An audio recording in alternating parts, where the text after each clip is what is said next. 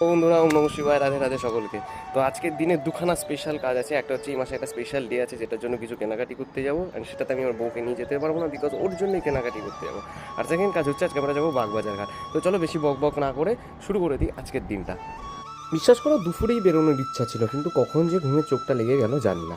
তো ঘুম থেকে যখন উঠি তখন বাজে অলমোস্ট 5টা। তো পৌঁছে গেছিলাম ফার্স্ট ডো অ্যাজ ইউ লাইফে, বিকজ আমার বইয়ের বার্থডে এই মাসেরই খুব সামনে। তো এই জন্য আগে থাকতে বুক করে নিতে হয়েছিল আমাকে কেকটা, নালে পাওয়া যেত না। তো এই কেকটা নিয়েছিলাম, আর বার্থডে ভিডিও তো আলাদা করে অবশ্যই ওই দিনকে আসবে। তো ফাইনালি 6টা নাগাদ আমি আমার ওয়াইফকে নিয়ে বেরিয়ে পড়েছিলাম বাগবাজার ঘাটের উদ্দেশ্যে।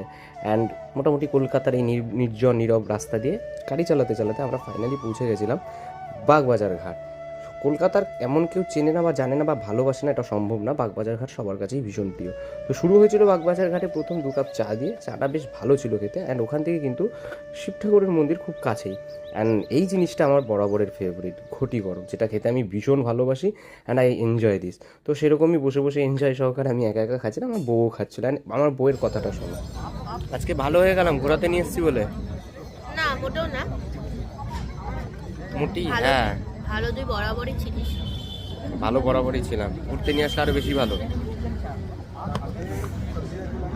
বাগবাজার ঘাটের একটা বৈশিষ্ট্য কী জানো তো, এখানে গঙ্গার ধারে বসে এই নৌকো বা লঞ্চের আনাগোনা দেখতে দেখতেই তোমার সময়টা যে কখন কেটে যাবে তুমি ভাবতে পারবে না। অ্যান্ড এটাই হচ্ছে সেই ফেমাস মৎস্যকন্যা, যেটা প্রিন্সেপ ঘাট থেকে ছাড়ে। এখানে পার্টি, রেস্টুরেন্ট সমস্ত কিছুই হয়। আমি কোনো দিন উঠিনি, বাট ইচ্ছা আছে ডেফিনেটলি একদিন এটাতে উঠবো।